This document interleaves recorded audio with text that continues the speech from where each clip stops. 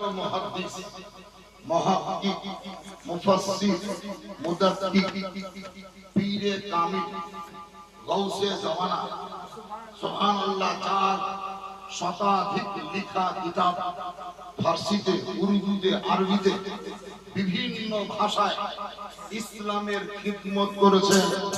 আর ওনার কলমের নখ, জিহ্বার আগার, তিল, চোখ, হৃৎপিণ্ড, তাল, এক কথায় আপদ মস্তক, পায়ের তলা থেকে মাথার চাঁদি পর্যন্ত সর্বত্রই রক্ত যদি 1 কিলো ছিল, তিনার অন্তরে নবী প্রেম 2.5 কিলো ছিল।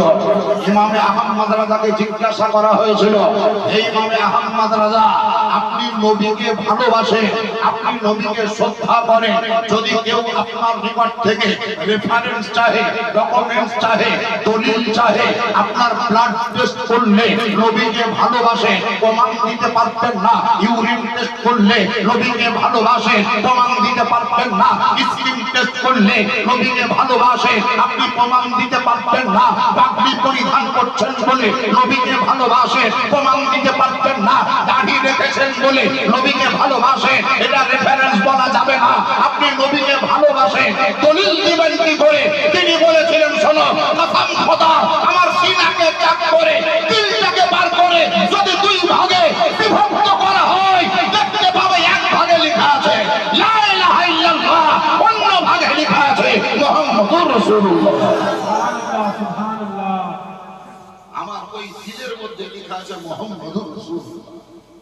এই আলা হযরত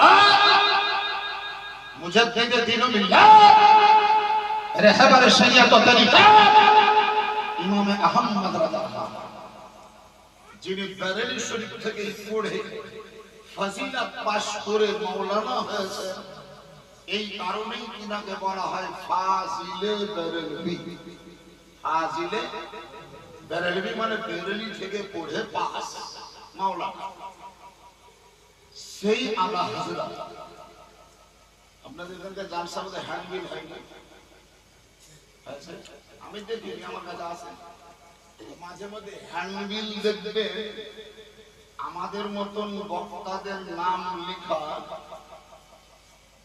আধুনিক, তেজস্বী, নির্ভীক, যুক্তিবাদী, অনর্গল, সাধু, প্রচলিত ভাষাবিদ, চতুর্বেদী, বাংলাতে, ইংরেজিতে, অঙ্কতে, ইতিহাসে প্রখর এবং বিখ্যাত মুখর বক্তা, তরুণ বক্তা, দারুণ বক্তা, নৌজওয়ান বক্তা, আধুনিক বক্তা, হযরত আল্লামা মাওলানা আলহাজ মুফতি মুহাদ্দিস আজহারি মিশরি দিয়ে সবগুলাই ছোট করে নাম মুআজ্জম হোসেন।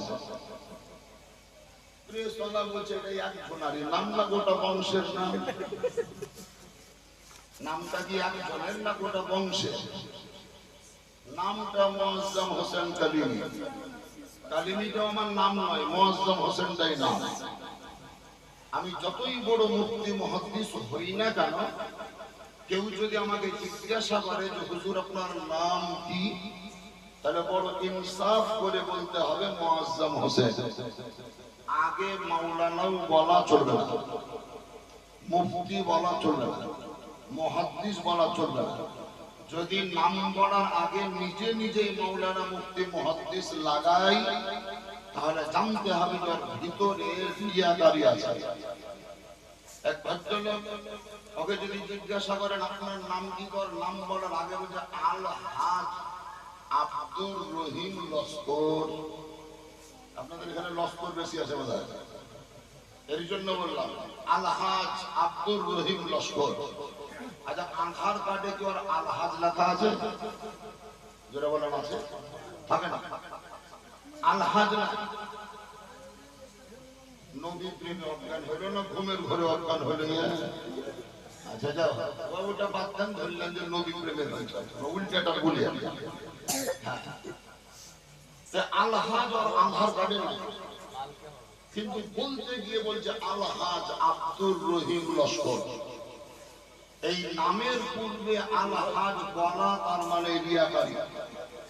মুফতি নিজের নামে নিজেই বলা মানে রিয়াকারী। মুহাদ্দিস নিজের নামে নিজেই বলা মানে রিয়াকারী। সুবহানাল্লাহ। শুনুন, এই রিয়াকারীটাকে দমন করার জন্য, নফসটাকে কন্ট্রোল করার জন্য এই আলা হযরত, তখন তিনি মাওলানা পাশ করেছেন, মুফতি হয়েছেন, ঠিক আছে, ফতোয়া